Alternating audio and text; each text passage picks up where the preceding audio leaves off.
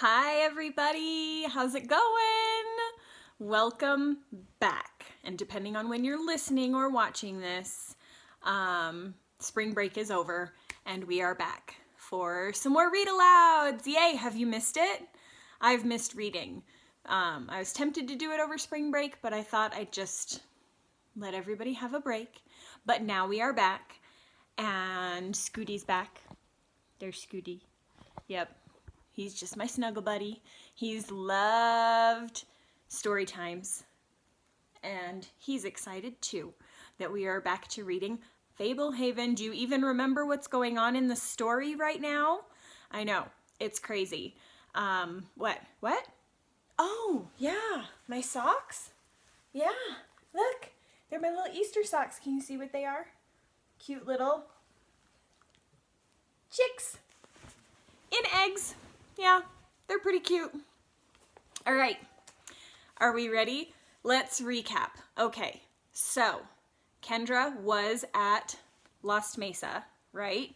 And they got into the vault and the artifact wasn't there.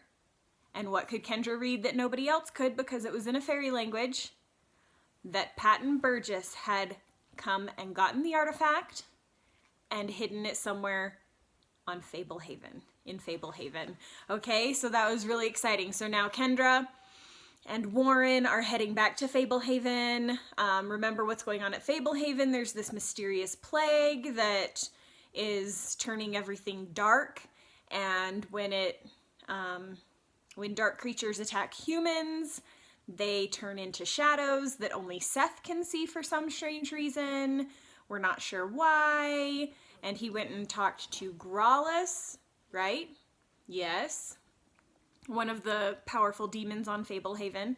And, yeah, so should we just pick up where we left off? If you don't remember, you can go back and listen to the previous readings, okay? But here we go.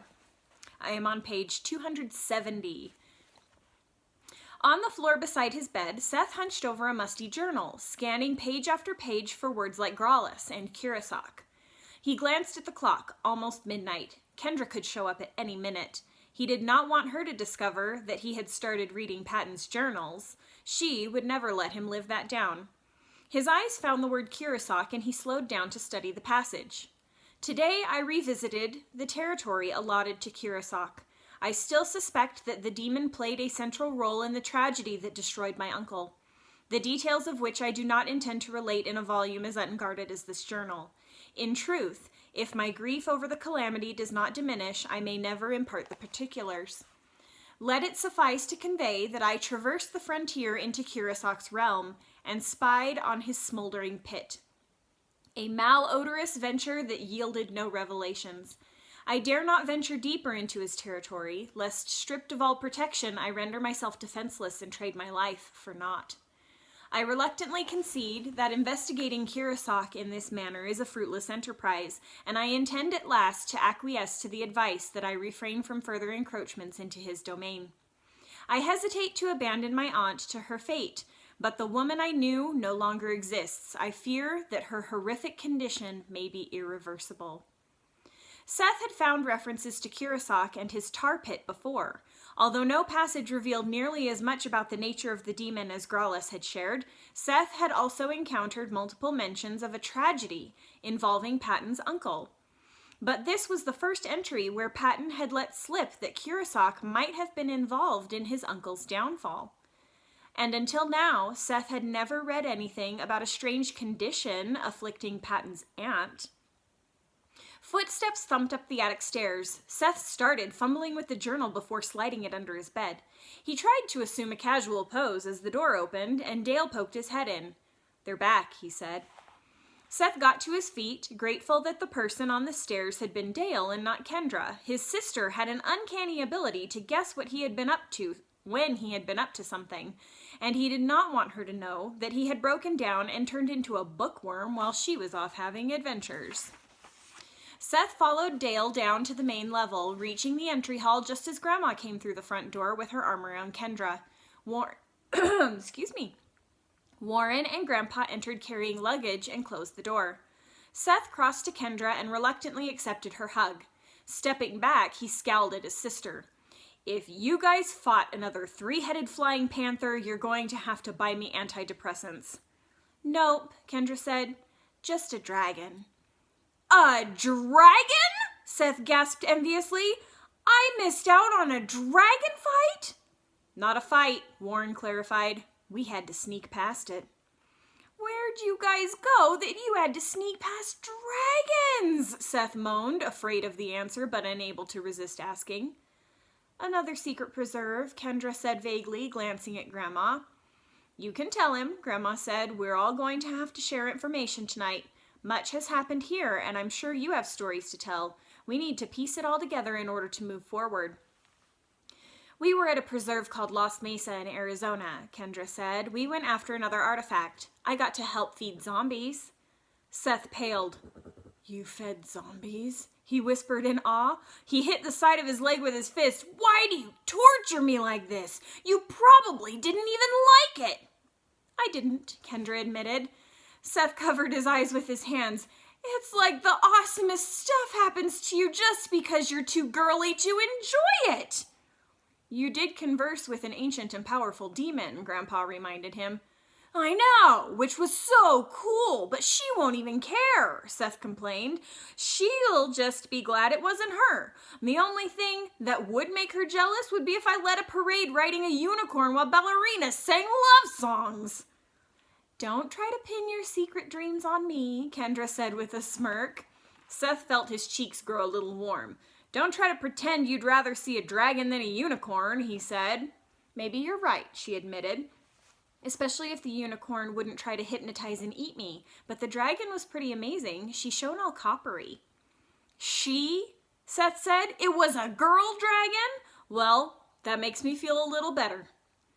I know the hour is late, Grandpa interrupted, but I don't feel we can wait until tomorrow to exchange information and begin devising a plan. Shall we adjourn to the living room? Leaving the luggage in the hall, Grandpa, Grandma, Kendra, Seth, Warren, and Dale found seats in the living room. To the astonishment of everyone except Kendra, Warren shared the information that the artifact at Lost Mesa had been taken to Fablehaven by Patton Burgess, along with the details about Javier stealing the decoy artifact. Grandpa related to Warren and Kendra how Coulter and Tanu had become shadows, along with all the specifics of what Seth had learned from Growlithe. I can't believe that old demon let the two of you go, Warren said. You really think you can trust him? I'm sure we can't trust him, Grandpa said, but after some thought and research, I now believe he may have been telling the truth, perhaps out of boredom, or as part of a convoluted society scheme, or even to exact some kind of personal revenge against a rival. Maybe he really was impressed by my heroics, Seth added, mildly offended. I suspect he was, or he would not have taken notice of you in the first place. Yet I'm skeptical that admiration alone prompted him to volunteer such crucial information. I'm skeptical whether he was telling the truth at all, Grandma said. Growlithe is a conniver. That means he's sneaky. We have no way to corroborate any of the assertions he presented about Kirasak. At the same time, nothing we have found disproves anything he told Seth, Grandpa rebutted. A demon like Growlithe does not invite humans into his lair and allow them to leave alive. He has been inactive for centuries and hibernating for decades. Something must have genuinely sparked his interest and roused him from his stupor. The plague itself may have penetrated his hibernation, Grandma said. His sole motive may be to participate in the destruction of this preserve. Have we read the same journals? Growlithe has never hidden his disdain for Fablehaven. He views this preserve as his disgraceful tomb. I can't make complete sense of his actions either, but there are many plausible aspects of his explanation, Grandpa maintained. It harmonizes with what Vanessa told us about the Sphinx. It agrees with the fact that we never found the corrupt nail Seth extracted from the Revenant. It names a viable source of the plague. This afternoon, Hugo and I investigated the pond where Lena now dwells, and the magic guarding that sanctuary is indeed holding off the darkness. As Growlithe claimed, many of the remaining creatures of light have gathered there. You don't think desperation might be tainting your opinion? Grandma asked. Of course it is. In order to grasp at straws, we need straws. This is our first reasonable lead since Vanessa suggested that the prisoner of the quiet box might be involved. It gives us a place to focus, and it has a ring of credibility to it. You spoke with Vanessa? Kendra asked. Twice, Seth said smugly, enjoying Kendra's glare. What did she say? Kendra inquired. Grandma explained how Vanessa had implicated the prisoner as a probable source of the plague, offered her assistance at finding a cure, and hinted that she knew of other spies among the Knights of the Dawn. I thought she might have useful information, Kendra said. What's the next step to follow up on Kurosok? Warren asked. That is the question, Grandpa said. If the demon can bind himself to other creatures, in effect producing a new being, we suddenly have to reconsider every entity on the preserve as a possible source of the plague. Who can say what relationship might have spawned this evil? Seth had something to contribute but wanted to phrase it carefully. When I was playing up in the attic earlier, I knocked over a journal and it fell open to a page about Kurosok. Everyone was watching him. He swallowed and continued. Patton thought that Kurosok was involved in destroying his uncle. One of Patton's great secrets, Grandma murmured. He never fully explained how his uncle met his demise, but it was evidently connected with the fall of the old mansion, and the reason none are to trespass there. Could Kurosok have somehow reached beyond the boundaries of his realm? Grandpa shook his head. He could not have personally left his domain. Like Growlithe, he is bound to the parcel of land he governs, even on festival days, but he certainly could have orchestrated the mayhem from afar.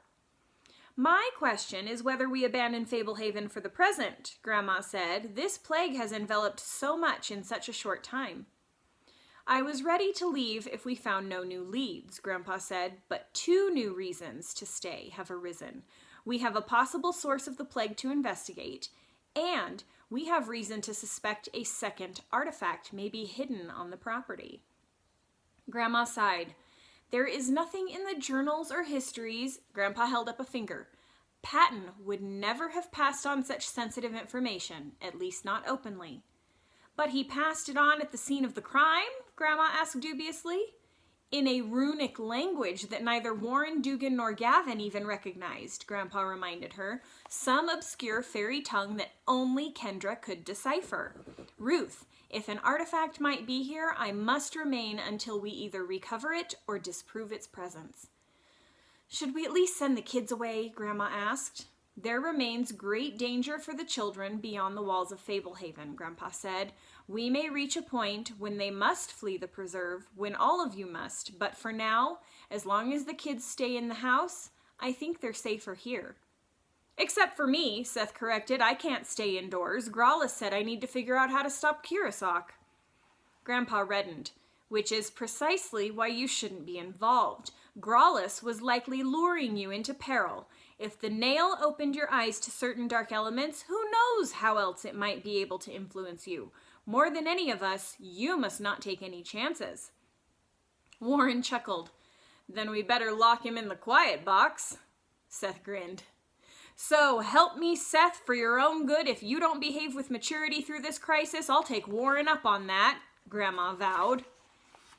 What about our parents? Kendra asked. Have you heard more from them?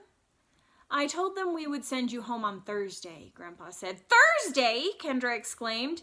Today is Friday, Seth said. We're going home in less than a week? Today is early Saturday morning, technically, Dale pointed out. Midnight has passed us by. It was the only way to stall them, Grandpa said. Your school starts the week after next. We'll figure out something between now and then. Seth tapped his temple thoughtfully. If it means getting out of school, maybe we should lock Mom and Dad in the dungeon. We'll do what we must, Grandpa sighed, not seeming to take the comment quite as jokingly as Seth had intended. Chapter 15, Brownie Sundae. Doesn't that sound delicious? Do you think that's what it's talking about? Brownie Sundae, a dessert? Kendra sat before a plate of hot apple pancakes dusted with powdered sugar, already satisfied after her 3rd swallow. Smiling at Grandma, she cut away another bite with the side of her fork and swirled it in syrup. Grandma beamed at her. Saturday morning pancakes were a Sorensen tradition, and apple pancakes were Kendra's favorite. Kendra's meager appetite had nothing to do with the food. She was still trying to shake off the dream from the previous night. Kendra had been back at the carnival. The same one from the limo dream, the same one where she had wandered lost as a child, except this time she was riding the Ferris wheel, rising high until the festive lights twinkled far below and the calliope music became faint, then plunging back into the smells and sights and sounds of the lively fairground. She was alone on her bench, but other friends and family were also riding the attraction. In alternating positions above and below sat her parents, Seth, Grandpa, Grandma, Lena, Coulter, Tanu, Vanessa, Warren, Dale, Neil, Tammy, Javier, Mara, Hal, and Rosa. As the ride went on, the speed of the Ferris wheel increased alarmingly until Kendra was rocking precariously with wind washing over her as she repeatedly fell forward, fell backward, rose forward. The machine's gears squealing, riders screaming. The enormous wheel had shuddered and tilted, no longer rotating vertically. With the sound of shattering wood and groaning metal, individual seats began breaking free and plummeting to the fairground below. Kendra had not been able to make out which of her friends and family were falling. She tried to force herself to wake up, but it was hard to cling to the slippery notion that the frightening scene was imaginary. As she ascended toward the apex of her rotation, the wheel canted even more, threatening to collapse completely at any moment. She noticed Seth beneath her, clinging to a pole, legs swinging. And then the wheel tipped over sideways and she fell away from her seat, tumbling through the darkness with her loved ones, the colorful carnival lights glowing brighter as she neared the ground. She had awakened an instant before impact. Whew, what a stressful dream. Kendra didn't need a professional analysis to arrive at an interpretation. The tragic escapade on Painted Mesa had left her traumatized. And then to come home and learn how the plague had spread, infecting not just the creatures of Fablehaven, but Coulter and Tanu as well. She felt like danger was encroaching from all sides. Bad people were after her. Too many people who were supposed to be good couldn't be trusted. It wasn't safe to go home to her parents. It wasn't safe to hide at Fablehaven. She and everyone she loved was in peril. "Don't eat more than you want," Grandma said. Kendra realized she had been toying with her pancakes, procrastinating the next bite. "I'm kind of tense," Kendra confessed, eating another forkful, hoping her face looked pleasant as she chewed. "I'll have hers," Seth offered, having almost finished his stack. "When your growth spurt ends, you're going to get fat as a blimp," Kendra said. "When my growth spurt ends, I won't eat as much," he said, wolfing down the last of his pancakes. "Besides, I'm not watching my figure for Gavin." "It isn't like that," Kendra protested, trying not to blush. "He battled his way past the cheetah lady and tamed the dragon to save you," Seth accused. "Plus, he's 16, so he has his driver's license." "I'm never telling you anything again," Kendra said. "You won't have to. You'll have Gavin," said Seth. "Don't pester your sister," Grandma chided. "She's had a hard week." "I bet I could tame dragons," Seth said. "Have I mentioned that I'm immune to fear?" "About 100 times," Kendra muttered, sliding her plate over to him. "You know, I was wondering, Seth, it seems like a big coincidence that one of those journals fell open to a page about Kurosok. In fact, I'm having a hard time picturing a game that makes books fall open in the first place. How does that happen? If I didn't know how useless reading was, I might suspect you were studying those journals on purpose." Seth kept his eyes on his plate, wordlessly shoveling food into his mouth. "You don't need to act shy about your new love of reading," Kendra continued. "You know what? I could help you get a library card. Then you can add some variety to all those boring old—" "It was an emergency," Seth blurted. "Read my lips. Emergency reading. Not some demented idea of fun. If I were starving, I would eat asparagus. If somebody held a gun to my head, I would watch a soap opera. And to save Fablehaven, I would read a book, okay? Are you happy?" "You had best be careful, Seth," Grandma said. "The love of reading can be very contagious." "I just lost my appetite," he declared, rising from the table and storming out of the room. Kendra shared a laugh with Grandma. Grandpa came into the kitchen, glancing over his shoulder in the direction Seth had departed. "What's eating him?" "Kendra accused him of voluntarily reading," Grandma said gravely. Grandpa raised his eyebrows. Should I telephone the authorities? Grandma shook her head. I'll not have my grandson subjected to the humiliation of his reading habit becoming public. We have to cope with this disgrace discreetly. I have an idea, Grandpa, Kendra announced. Board up the window so the paparazzi won't catch him in the act, Grandpa guessed. Kendra snickered. No, a real idea, about Fablehaven. Grandpa motioned for her to proceed. We should talk to Lena. If what happened to Patton's uncle is a secret and Kurosaki was involved, maybe Lena could fill us in on some details. We need to find out all we can about the demon. Grandpa wore a knowing smile.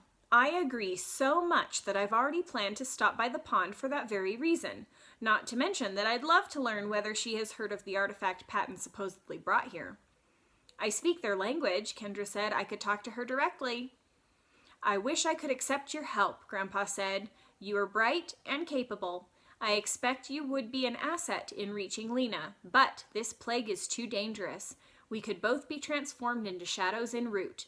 The provision under which I am allowing you and your brother to remain at Fablehaven is that you are not to venture outdoors until we better understand what is happening out there. You two have already jeopardized your safety too much. You're the boss, Kendra said. I just thought I might have better luck getting Lena to talk. We need information. True, Grandpa said, but I must decline the offer. I will not allow you to become a shadow. Do I see extra pancakes? You already had plenty, Grandma said. More than 3 hours ago, Grandpa replied, sitting down in the seat Seth had vacated. Even after a late night, we old-timers rise with the sun. He winked at Kendra. Warren came into the room carrying a coiled rope. More pancakes? Just working on some leftovers, Grandpa said. Are you heading to the pond with Grandpa? Kendra asked. At first, Warren replied. Then Hugo and I are going on a reconnaissance mission. I'll get as close to Kurosaki as I can. Don't get so close that you return as a shadow, Kendra admonished.